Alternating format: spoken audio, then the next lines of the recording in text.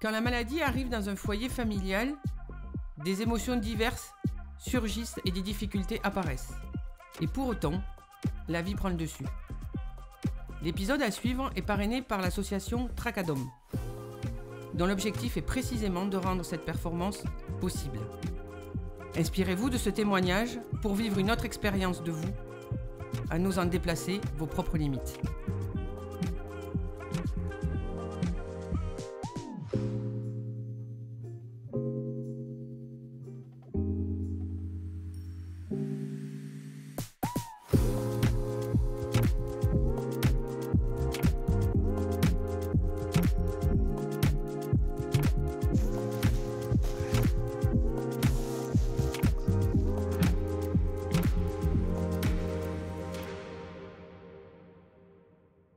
Philippe, bonjour. Bonjour Isabelle. Merci 1000 fois d'être là. C'est uniquement parce que tu es du sud-ouest. Je sais. J'ai dit oui. Il fallait bien une accroche. C'est vrai. Ouais. Il fallait bien une accroche. J'ai cédé. Voilà, j'ai été faible. J'ai de la famille là-bas et voilà. Tu t'es dit, j'ai pitié, j'y vais. Bon, voilà. Mais merci quand même. Avec plaisir. On va aborder un sujet que tu traites finalement tous les jours, mais que tu abordes peu ou peut-être tu n'es pas conscient que tu le fais, qui est la notion de performance. Oui, l'humour ou la tentative d'humour est la discipline la plus subjective du monde. Donc pour certaines personnes, tu sais, je reçois des messages où on me dit « Vous êtes le nouveau des proches et vous êtes une espèce de merde ». Donc je me dis « Tu es entre les deux quelque part, la vérité ». Donc performance, quand tu as un sportif et qu'il a gagné et qu'il a fait un match sur la ligne, et c'est magnifique, donc la performance, elle est claire. Sur ma discipline, elle est moins évidente. Hein. Ok, et pourtant tu en fais une. Pourtant, avec l'équipe, avec le travail de ma petite équipe, on arrive à faire quelque chose qui se passe bien en ce moment, qui est bien reçu en radio, sur RTL, sur Quelle époque, et il y a un petit côté chez les personnes qui me font des retours. Tiens, on a une nostalgie d'un humour un peu libre et vous l'incarnez un petit peu. Donc, et ça te convient comme renvoi qu'on fait de toi ou il y a quelque chose qui te manque? Non, non, ça me convient. Moi, je suis un éternel insatisfait. Et encore une fois, la discipline, elle est curieuse. Et sur certaines personnes, ça va être drôle. Pour d'autres, ça va être pathétique, etc. Donc, c'est difficile de mettre le terme de performance. On peut faire tout ce qu'on a en nos moyens pour qu'il se passe quelque chose dans la chronique, pour que ce soit vivant, pour que ce soit nouveau, pour qu'on casse les codes, pour qu'on ait des running gags, pour surprendre. Il y a tout ça à faire en 5 minutes ou en 8 minutes à la télé. Mais après, il y a la personne en face, qui est là ou pas. J'ai eu des personnes qui ont fait des AVC pendant mes chroniques. Et j'ai eu Jean Descartes, tu vois. À un moment donné, je me suis dit, merde, c'est le musée Grévin qui a posé Jean Descartes. Je fais des vannes sur la reine, et lui, il a 70 ans où il vénère la reine d'Angleterre. Et moi, je fais des vannes sur Mamie Fluo, Mémère Stabilo, et je vois que dans l'œil, il n'est pas avec moi. Tu vois. Et là, donc, tu doutes de ta performance. J'ai des copains du métier qui me disent « Tu t'en fous, joue pour la caméra, pas pour la personne qui est en face de toi. » Tu vois, et il y a des auditeurs, il y a 1,7 million, 1,8 million d'auditeurs, il y a 1,4 million, 1,5 million, 1,6 million sur Quelle époque. Donc tu te dis, en fait, on est là pour eux déjà, en proms. Et après, à l'invité, où il joue le jeu ou pas. Oui. Ok. Donc si on revient, là, tu m'as vraiment décrit plein de pistes sur lesquelles j'aurais envie, moi, d'aller creuser, finalement, qui est... Je vais commencer par une définition que je fais de la performance sur les athlètes de très haut niveau. D'accord. Que tu fréquentes. Ouais. Je sais que tu en connais. Oui, Théo Curin, où j'étais avec Henri Lecomte il n'y a pas longtemps. Philippe Croison en est un aussi. Voilà. Ce sont pour la performance dans le sport, c'est aller là où tu n'es jamais allé. Et je trouve que tu le portes très bien tous les jours dans ce que tu fais. Est-ce que tu es d'accord avec cette définition de la performance? J'ai un amour du sport et peut-être que j'envisage ma discipline comme un sportif. C'est-à-dire que si je n'ai pas mouillé le maillot, si je n'ai pas donné à fond, je ne me suis pas donné à fond dans la lecture, en amont, dans la recherche de sources pour trouver la vanne, si je n'ai pas répété à fond, etc., ouais, je ne suis pas content de moi. Donc j'ai une approche un peu comme ça. j'ai une approche qui est proche du sport. Oui, d'une préparation vraiment pointue de ce que intensité. tu fais. Alors, si tu en es là aussi, c'est que si on recule un peu, je sais que tous les sportifs de haut niveau ne sont pas sportifs par hasard. Ouais. Ils ont tous ce que moi j'appelle avoir une énorme faille. C'est possible. Qui fait que tous les jours, tu es capable de travailler, d'avoir l'exigence que tu te mets pour produire une performance. Si je vais te chercher un peu, ta faille, elle est où? Qu'est-ce que c'est qui fait que tous les jours, tu as envie de faire ce travail-là? Alors moi, j'ai clairement... comment dire? C'est un métier de clown qu'on fait. C'est juste un métier de clown. Mais au regard des messages que je reçois et que je transmets à ma petite équipe d'auteurs, mes 3 auteurs qui tournent selon les jours, je leur transmets les messages des auditeurs. Parce que tu as plein de gens qui te disent « c'est un rendez-vous pour moi ». J'ai une dame qui m'a envoyé il y a un mois qu'elle venait de perdre sa sœur d'un cancer du sein, tu vois, où elle me dit « c'était notre rendez-vous ». Tous les jours, on avait ce petit moment où on se calait et on vous écoutait. Donc elle dit, elle a perdu la plus injuste des batailles, machin, etc. J'aimerais que vous disiez un mot, je sais que vous êtes sensible au cancer pédiatrique, etc. Et je l'ai envoyé au directeur d'RTL et en lui disant, la radio m'étonnera toujours, parce que ça perce, ça va au cœur, à l'intime des gens. Et qu'à un moment donné, tu dis, ne nous prenons pas pour ce qu'on n'est pas. On est des clowns, c'est des blagues, c'est rien de plus.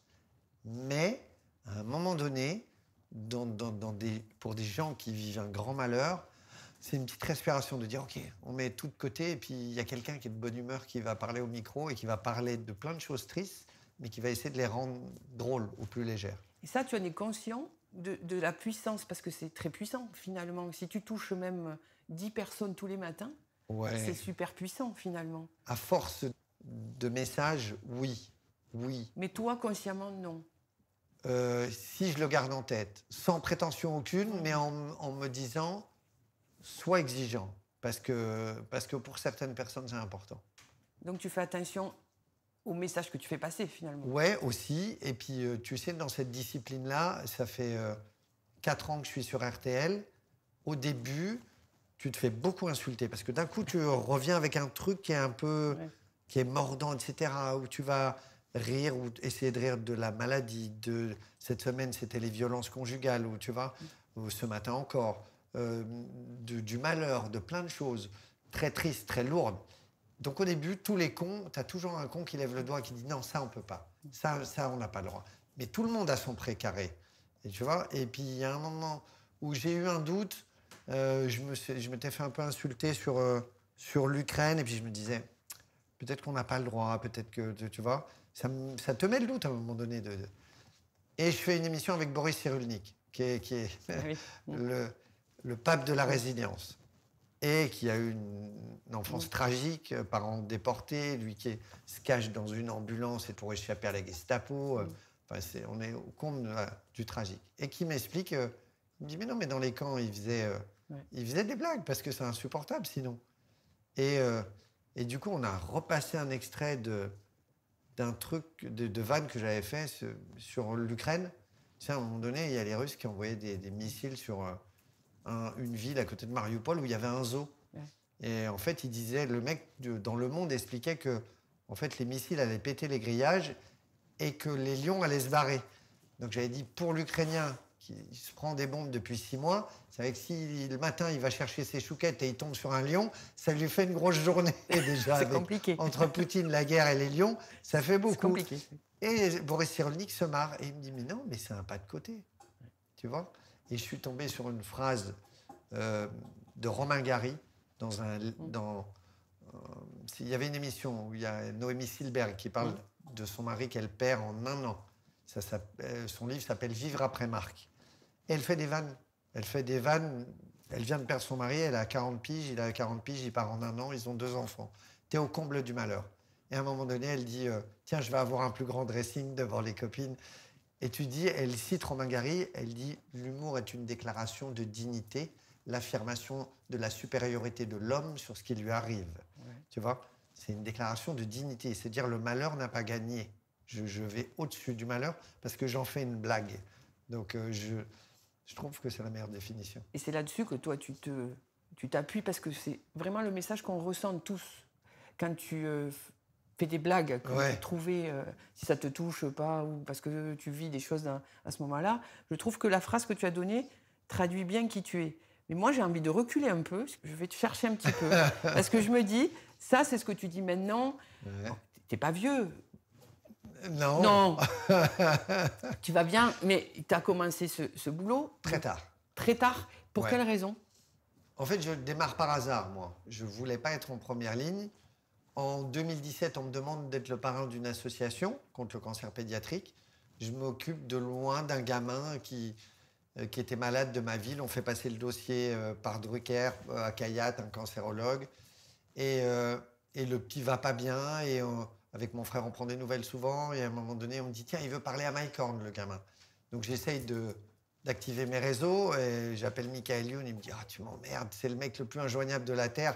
Dis-moi un joueur du PSG, je vais te le trouver. Mais là, Mike Horn. Donc j'envoie des messages à Mike Horn, machin, tout. J'essaie d'avoir le truc. Et j'arrive pas. Et puis à un moment donné, je passe par la direction de M6 et tout. Et j'arrive à avoir un mail, un téléphone. Et là, je bombarde de messages, etc. Pas de réponse, pas de réponse. Et c'était un film. C'est-à-dire que tu avais la maladie qui progressait dans le sud, à Saint-Raphaël. Et moi, j'étais à Paris et j'essayais de contacter un mec qui était en Malaisie. Tu vois, le triangle fou. Et je recevais vraiment des textos. On me disait, Léo va pas bien, Léo va pas bien.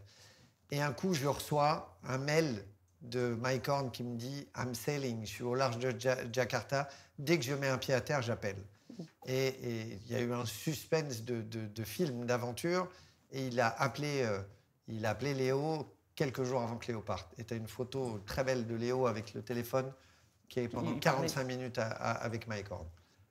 Et quelques mois après, la maman, elle me dit « Est-ce que tu veux être le parrain de l'association ?» Je lui dis « Delphine, je suis obligé de te dire oui, mais c'est une très mauvaise idée. Personne ne me connaît. Moi, je suis auteur. Donc, oui, mais c'est nul ton choix. Mais je suis flatté. » Elle me dit non, mais on s'en fout. Je veux quelqu'un d'investi. Et quelques mois après, on fait un spectacle pour l'association Léo avec un de mes copains, juste pour amener de l'argent, tu vois. Ouais. On loue une salle et on loue une grande salle, alors que je suis pas connu, tu vois.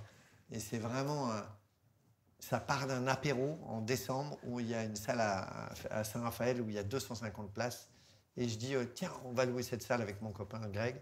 Et les filles de l'association, les 4 femmes puissantes, la maman de Léo et ses 3 copines, disent, c'est une bonne idée. Allez, 250 places. Puis on reboit un verre. On dit, 500, c'est bien. Ouais. Et on reboit un verre, on dit 700. Allez, 700, c'est pas. Dernier mot. 4e verre, on dit 1000. Et sauf qu'après, il faut la remplir, la salle. Donc là, mes copains me disent, mais tu vas jamais remplir 1000, on remplit pas 1000, personne ne te connaît. Donc je me dis, putain, t'es un parrain, tu vas faire perdre du pognon à l'association. Le premier parrain qui plante une association. Donc j'appelle Drucker, Canteloup, Florent Père, j'ai Nico Saliagas qui laisse un message, j'emmerde tous mes copains, Fogiel, machin, pour faire de la pub partout. On remplit très large, on fait un spectacle et moi, je parle au micro pendant le spectacle. Et à la fin du spectacle, il y a Thomas Soto qui va voir mon producteur qui dit il n'est pas nul, Cavrivière, en fait, au micro, il ne veut pas faire un peu de radio. Et mon producteur dit il n'est pas nul, mais c'est un feignant, t'en feras rien. Et Thomas me dit viens avec moi sur RTL. Et Thomas, il vient de prendre son billet d'avion de Paris, il est à Saint-Raph, il m'a rendu service, il a coûté 0 € à l'association et il me demande un service. Tu ne peux pas ne pas rendre un service à quelqu'un qui t'en rend un. Je me dis bon, écoute, j'y vais, je vais lâcher les chiens, ils vont me virer au bout de 3 chroniques et je serai peinard. Et ça fait 4 ans que ça dure. Ouais. Mais je voulais pas, tu vois. Oui, mais tu as quand même lâché. Au fond de toi, est-ce que tu n'as pas une fausse modestie quand même? Excuse-moi, mais de dire je voulais pas, mais finalement, tu avais ça en toi et tu ne pouvais pas faire autrement. Je crois au destin, je crois à la bonne vibe, je crois à la mitzvah. Et en toi, non? Tu ne crois pas en toi?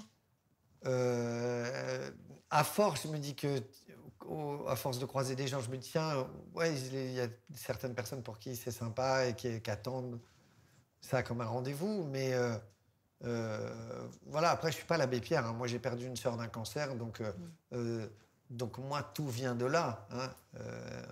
C'est la phrase de Sagan. Ouais. On ne sait jamais ce que le passé vous réserve. Ouais. L'imbécile dit on ne sait jamais ce que le futur vous réserve. Sagan dit on ne sait jamais ce que le passé vous réserve parce que tout est là, tout est écrit. Donc oui, quand on me demande association contre le cancer pédiatrique, ça résonne pour moi. Je reprends une bagarre que j'ai perdue, tu vois, ou qu'on a perdue en famille.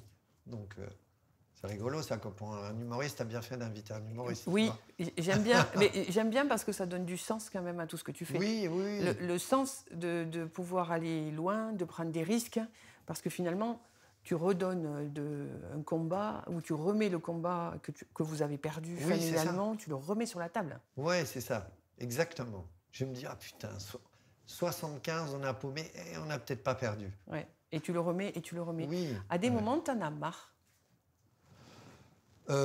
Pas encore. Okay. Pas encore. Non, pas encore. Non, parce que je me considère comme un éternel étudiant, un éternel débutant. Je me dis à chaque fois...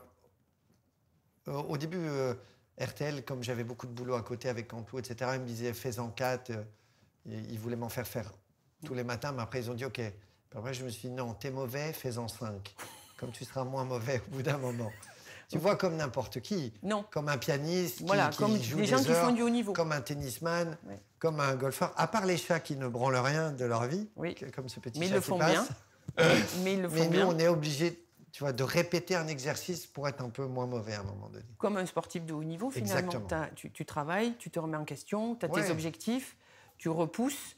Et tu le sens à des moments quand tu touches la performance... quand tu fais une chronique, tu la sens, tu la vis bah là, la dernière samedi, elle s'est bien passée, mais c'est un truc de synergie, de plateau, où il y a Éric Dupond-Moretti qui se marre, où il y a Ramzy qui m'aime bien, qui se marre, où il y a Gaston Bide qui m'aime bien, il y a Adriana Carambeu, puis il y a un truc de collectif qui se passe. Alors, ça reste que des blagues. J'étais, de façon immodeste, un peu content parce qu'on a parlé d'un sujet dur, les violences conjugales. Mohamed Awas, 123 kilos, là, qui tape sur sa femme parce qu'elle fume une cigarette. Et j'avais un public intelligent. Donc quand je dis Mohamed Awas est joueur de rugby pro, mais surtout militant anti-tabac, et ça se marre en plateau. Et alors qu'on parle d'un drame d'une femme qui se fait taper dessus par son mec. Et après, on parlait de la réaction qu'on a tous. On s'est tous quand même dit, les hommes, il fait 123 kilos, si je vois la scène, tu vois, et on s'est tous posé cette question existentielle, tiens, où j'ai foutu mes couilles, si j'avais assisté à la scène. Parce que c'est la vraie réaction. C'est la vraie question. Et après, j'avais le ministre qui était à 40 cm de moi, et je dis, mais Gérald Darmanin a trouvé une solution, même la solution, c'est le Flyers. Parce qu'ils ont distribué des Flyers. Alors que les associations de femmes disent, vous êtes gentils, mais il y a les téléphones graves danger, il y a les bracelets, il y a plein de solutions qui sont mises en place en Espagne et qu'on ne met pas en place, nous. Donc le flyer, c'est un peu court. Mais au moins, tu vois, ça disait quelque chose. J'avais peur de l'accueil. Les gens ont compris l'ironie dans le... Tu le sens comment, ça? Tu le sens parce que c'est physique? Ouais, c'est physique. Puis après, tu as la sanction sonore ou pas. Non, parfois, j'ai pris des tôles... magnifique. Hein. Et les tôles, tu les savais ou tu les as découvertes au moment où tu les as posées ou tu savais que ça allait? Non, alors tu sais quoi? C'est ça qui est merveilleux dans l'humour, c'est qu'on ne sait rien. Et tous les mecs qui m'expliquent l'humour, ça c'est drôle, ça c'est pas drôle, en amont, ça peut m'agacer au plus haut point. Et il y a 3-4 ans, il y a un mec de France Télé qui était derrière ma feuille qui dit « Oh, ça c'est pas marrant, ça. » Je lui dis « Mais j'en sais, moi. » Je lui dis « Mais ça fait 20 ans que j'écris, j'en sais rien si c'est marrant. » Je vais te le dire à minuit 4, tu vois. Là, maintenant, j'en sais rien, tu vois. Et comment tu fais, toi, pour dire, voilà, je prends cette option, pas celle-là. C'est quoi tes critères de performance, finalement? Par moment, je fais le deuil du rire, parce que je me dis, il faut dire un truc. Il faut qu'il y ait du sens, il faut qu'il y ait un peu de fond.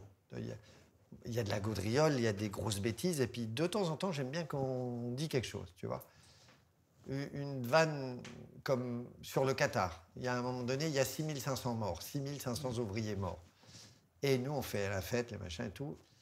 Et je suis au téléphone avec un de mes auteurs et je viens de voir passer le stade en images. Tu sais, celui qui est en nacre, en coquillage, qui était très beau. Et il me dit, on parle des 6500 morts. Je dis, putain, je dis, ouais, c'est hard. Et en même temps, je lui dis, c'est joli. Faut avouer qu'il a de la gueule. Il est beau. Ça valait presque le coup, tu vois. Et il me dit, tu vas pas faire cette vanne. Et je lui dis, c'est pas de la faute des Qataris si les Pakistanais n'ont pas le sens de l'équilibre sur les échafaudages. Et il me dit, tu fais pas ça. Je lui dis, écoute, on est au téléphone. Je lui dis, ça te fait marrer? Je dis, moi, ça me fait marrer. Demain, je vais prendre un bide. Mais on dit quelque chose. On dit, comme dans la chanson de Cabrel, tu sais, sur le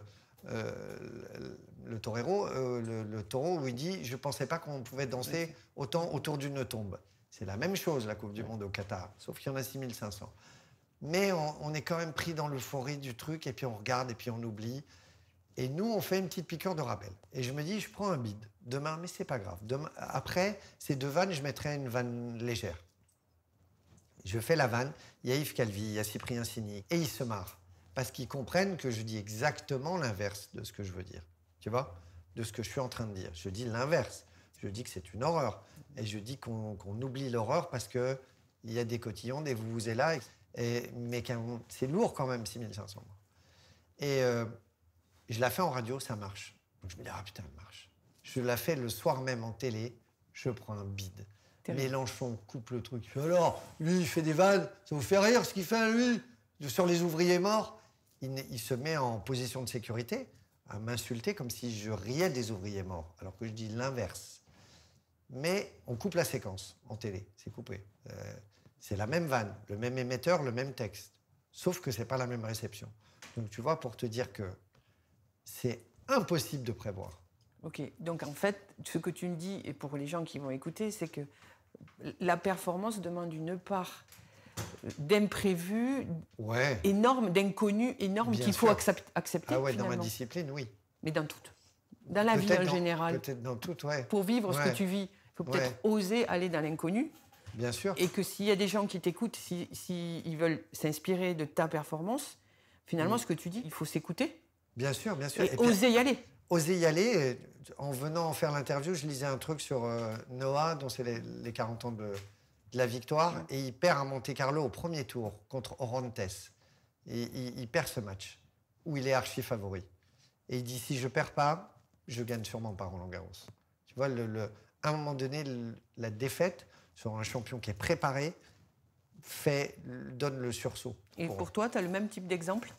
Ouais, l'émission de vendredi, je prends un bide sur le matin, le vendredi, je suis avec Pierre Rosanvallon, qui est un sociologue, et qui me regarde, il est consterné par tout ce que je peux raconter. Et ça dure 4 minutes et il est comme ça. C'est long, hein, tu sais, je fais 4 minutes comme ça, et il n'y a rien. À un moment donné, il fait un demi-rectus, tu vois, pour montrer qu'il a encore envie. Et le soir, j'avais la grinta, tu sais, de me dire, putain, là j'ai du public, j'ai 120 personnes, je voulais mettre l'énergie, etc., pour les retourner, tu vois. J'avais envie de ça. Et le beat du matin m'a servi. Qu'est-ce qui t'a... parce que tu as l'habitude, tu te dis, tu prends le risque de dire, la personne en face, finalement, elle a le droit aussi... De ne pas adhérer. De pas adhérer, ou de se sentir touché, etc. Bien sûr. Pourquoi tu avais cette grinta derrière? Qu'est-ce que tu vas gagner, en fait? Qu'est-ce que tu as envie de gagner? Parce que j'étais en colère contre moi, de me dire, merde, parce que j'ai été fébrile, il rigolait pas, donc j'ai savonné, j'ai dit mon texte trop vite, tu vois. J'ai lâché le truc, alors que je devais être... Focus. Ouais, focus. Nicolas Canteloup, qui est un ami, m'a dit, mais arrête de bouler, tu t'en fous du truc. Les auditeurs, ils sont là pas pour toi, pas pour Pierre Rosanvallon, sauf le respect qu'on lui doit. Mais à l'instant T, tu vois. Il me dit, si tu vas trop vite, tu vas montrer une fragilité. Et il faut jamais la montrer, que ce soit dans ma discipline ou le sport.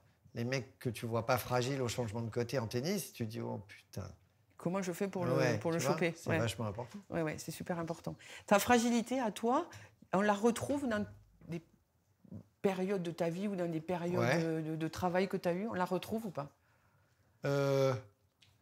La petite spécificité qu'on a sur RTL, c'est qu'on fait des blagues, on essaie d'être drôle, mais quand je me laisse le droit, quand je suis face à Yannick Aleno, qui a perdu son fils, de dire ce que je veux et de dire un truc qui vient du cœur. Donc à un moment donné, ça donne une autre couleur à la chronique, tu vois. Donc tu t'autorises aussi le lâcher-prise, finalement. Oui, ouais, parce que moi j'aimais bien Guy Carlier. Guy Carlier était une de mes idoles. Et il y avait ça. Il y de l'acidité, de la sévérité, du mordant. Et il y avait en même temps un peu de nostalgie, un peu de trucs de l'enfance, de réminiscence de l'enfance. Il y a quelque chose de touchant chez Guy Carlier. Et j'aimais bien ça. Et je me dis, quand tu as envie de faire un truc sérieux, fais-le. Tu te l'autorises? Ouais.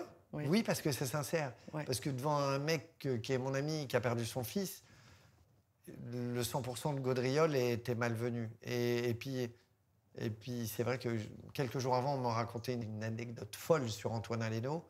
Et je voulais la raconter. Et je me suis posé la question, je me dis, tu lui racontes en off, et parce que c'est impudique, ou tu lui racontes au micro, parce qu'il y a 1,6 million, 1,7 million de personnes qui vont entendre que son fils était quelqu'un de bien.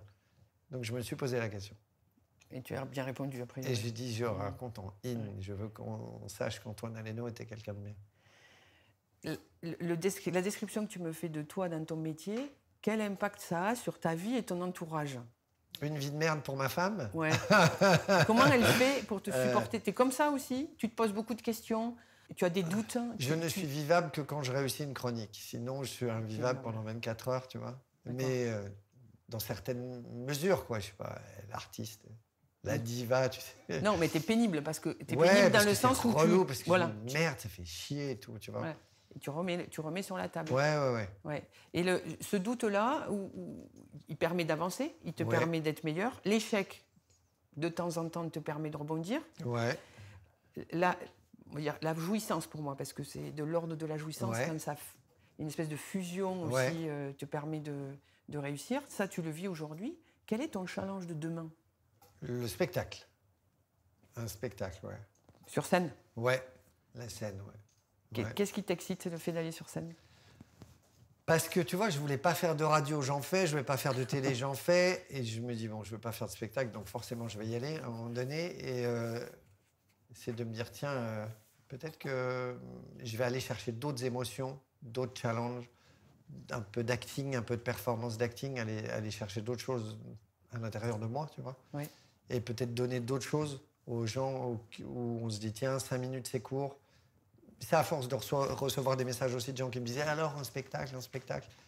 J'ai une autre idée du spectacle. Hein. Tu tournes là-dessus? Ouais. Je me dis, faut une prétention folle. Déjà, prendre la parole, c'est une prétention. De dire, tiens, donnez-moi les 5 minutes, je les prends, moi.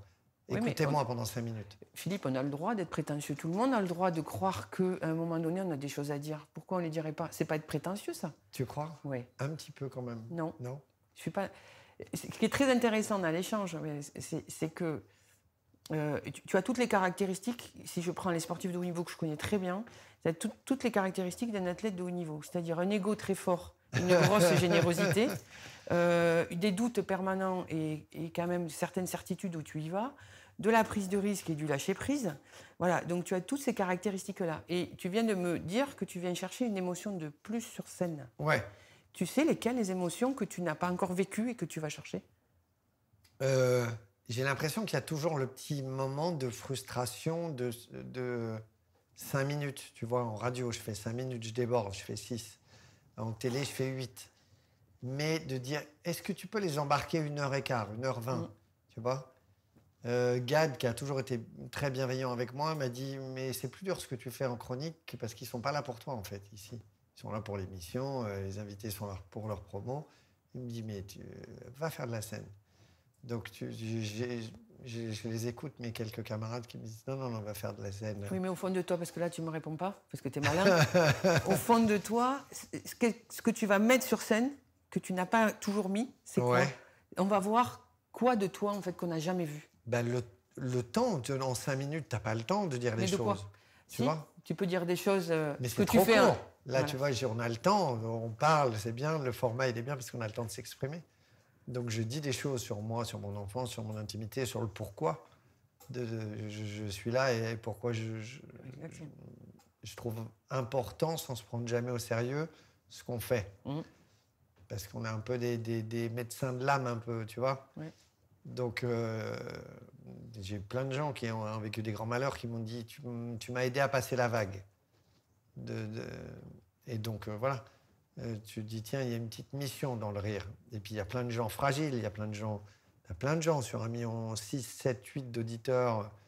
Tu as des gens qui divorcent, tu as des gens qui ont perdu leur boulot, tu as des gens, tu vois, tu as tout le malheur du monde. Et après, sur les personnes que j'ai la chance de rencontrer en radio ou en télé, comme Théo Curin, comme Philippe Croison, comme Olivier Goy, comme Pon, tu te dis, putain, voilà, c'est ce que j'ai essayé de dire quand on l'a reçu. La tentation, c'est de dire, oh là là, je vois tout ce que j'ai en plus, je dois me réjouir parce que je marche, etc., et je mange. Oui, ça, c'est une chose. Mais c'est plutôt aller chercher ce que lui a en plus. Parce que lui, il a un truc en plus, évidemment. Et Croison aussi. Il a 4 membres en moins, mais il a forcément un truc en plus. Visuellement, il a des trucs en moins. Mais ce qui est intéressant, ce qui m'intéresse, c'est ce qu'il a en plus. Comment il fait, lui, pour regarder la vie, comme il la regarde et comme on ne la regarde pas, nous. Moi, j'ai envie que tu oses me dire ce que tu as en plus que les autres n'ont pas. Je pense que tout vient de ma faille d'enfance. Tout vient de là. Je pense, j'en suis quasi certain. C'est un peu de la psychologie de comptoir, mais je pense que l'humour est un muscle et qu'à un moment donné, on le développe parce que je sentais un peu une chape de plomb à la maison et de tristesse et que j'ai toujours fait le con pour faire rire ma mère, tu vois. Donc je pense que c'est venu de là, de dire tiens, l'humour, de façon inconsciente, fait passer le malheur un peu derrière. Guérit un peu, d'une certaine façon, ça guérit un petit peu. Ça apaise une brûlure, tu vois. Ouais. Et puis, encore une fois, si on fait des blagues sur le malheur, il ne gagne pas. Quand j'ai fait des blagues sur le handicap face à Théo Curin ou à Philippe Croison, ils ont tellement autre chose à montrer que le handicap, que tu vois un sportif de haut niveau, tu vois un mec qui va te raconter ses défis, et puis les 4 membres en moins, tu t'en fous en fait, parce que tu les vois plus. Et c'est ça qu'il faut tous aller chercher, c'est dire qu'est-ce que tu as d'intéressant au-delà de l'apparence, qu'est-ce que tu peux donner, tu vois. Et moi, j'essaie un petit peu, je suis par un hasard de vie dans une position où je peux un peu donner, et c'est chouette, c'est ce qui me rend le plus heureux.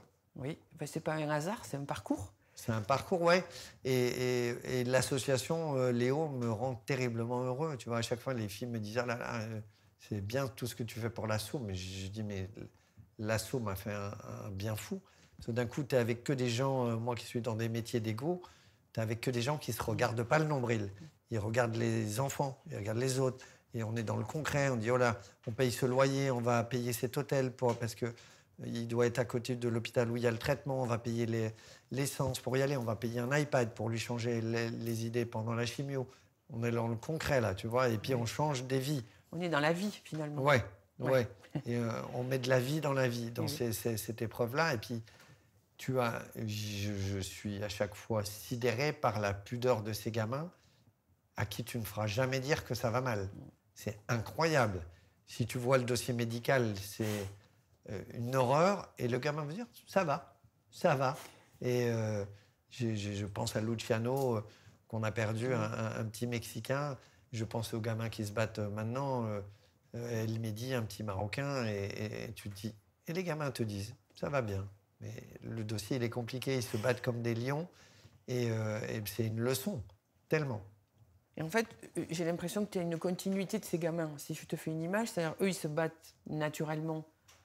Et parce que c'est une façon de vivre. Ah oui. Et est-ce que sur scène, ton challenge, c'est pas nous renvoyer ça, de nous dire la vie, c'est... Ah oui, il y a de ça. Il y a de ça. Oui, il y a toujours ce côté de la transmission et de dire réveillez-vous, tout va bien. Et en fait, c'est ton challenge de spectacle, en fait. Il faut que tu nous réveilles. Ouais, il y a ça, ouais. En tout cas, c'est ce que tu fais ressortir quand tu parles de toi. C'est comme si tu avais une mission. Ouais. Entre guillemets, tu vois, qui est de nous réveiller sur ce qu'on est, la chance que l'on a. Tu sais que tu me connais bien pour quelqu'un qui ne me connaît pas. Ouais, je t'écoute bien, surtout. C'est surtout ça. Et tu nous réveilles là-dessus, tu nous amènes à nous dire, la vie, vous avez plein de choses à faire, vous avez un plus, parce que c'est ce que tu nous dis.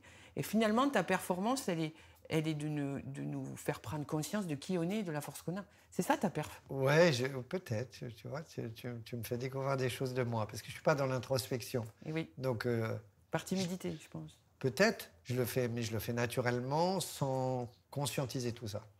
Si tu veux faire de la peur de haut niveau entre nous, ça se travaille. C'est-à-dire projeter les minutes qui viennent avant une performance, c'est ça? Même plus que ça. Même plus que ça. C'est que quand tu es sur scène et quand tu travailles ton spectacle, toujours être connecté à ton sens premier. C'est-à-dire, qu'est-ce que toi, tu veux être sur scène, comment tu veux le vivre, quelle conscience de toi tu as. En fait, quand tu écris ou réfléchis avec ton équipe, c'est être dans une intégrité totale. Être totalement soi. C'est là où tu vas nous renvoyer qu'on a le droit, nous aussi, d'être soi-même. Ouais, c'est très juste. Si tu fais ça, je prends le billet. Et je te tiendrai au courant. Tu me dis, je passerai par Toulouse. Oui, moi je vais à Paris. On peut se déplacer pour ça. C'est ce que tu renvoies finalement de ta perf, c'est l'intégrité. Et c'est quand même très fort. Intégrité, c'est être totalement soi. Mais je me rends compte qu'on se découvre dans le retour des personnes. Tu vois, et je me découvre un peu avec toi, je me découvre avec les auditeurs dans le retour. Je me dis, ah ouais, ok, c'est ça. Je le sais inconsciemment, tout ça. Mais c'est bien, ça te permet de continuer à avancer sans avoir trop peur. À des moments, tu as peur, d'ailleurs, c'est une émotion que tu as. Peur, le trac tout le temps, parce que c'est l'incertitude à chaque fois. C'est l'intranquillité, toujours. Mais ça se transforme en fin et en grinta une fois que je suis sur le plateau et quand ça se passe bien. Ouais, tu vois, Quand tu es sur le court, t'en vois. Ouais, j'essaye, tu vois. J'aime bien, j'admire tellement les mecs, tu le sens, cette force chez les Nadal ou autres, tu vois. Tu sens le bulldozer et tu le sens que c'est pour des bonnes raisons. Il n'y a plus l'argent, il n'y a plus la notoriété. Non, c'est la performance pour le coup, quand tu vois un Nadal. Et moi, ce n'est ni l'argent ni la notoriété qui ont été mon moteur, jamais. Il y a plein de jeunes maintenant qui font ça parce qu'ils ont vu Jamel, ils ont vu Gad, ils ont vu les fiancés des mecs, ils ont dit ah ouais, c'est ça que je veux faire, des sous et des bonnes meufs. Mais ça doit pas être ton moteur pour l'humour. C'est pas la motivation première, même pour n'importe quoi d'ailleurs. Non, c'est juste sortir les gens de leur quotidien, les mettre dans ta bulle, et les prendre quelques minutes ou 1h15 si c'est un spectacle et dire ok, ça va être bien pendant, je m'occupe, je gère les 5 minutes ou les 8 ou l'heure et quart et ça va être bien. Pour terminer, Philippe, pour les gens qui vont t'écouter, pour qu'ils aillent au bout d'eux-mêmes, comme toi tu fais tous les jours, tu leur dirais quoi? Il faut s'écouter soi, écouter la petite voix, elle est là, et pas écouter tous les autres. Il y a une phrase que j'aime bien, c'est « Nul ne vous rabaisse sans votre propre consentement ». Donc, il ne faut pas se laisser rabaisser, il y a une lumière à quelque part. Il s'est passé forcément quelque chose dans la vie où on se dit « Ok, ça je suis fait pour ça, et là je vais être utile ». C'est la chanson de Rod Agile, « Je vais être utile à vivre et à aimer ». C'est ça. Moi, j'ai eu la chance de trouver mon utilité. Merci beaucoup, Philippe. Merci à toi. C'était top.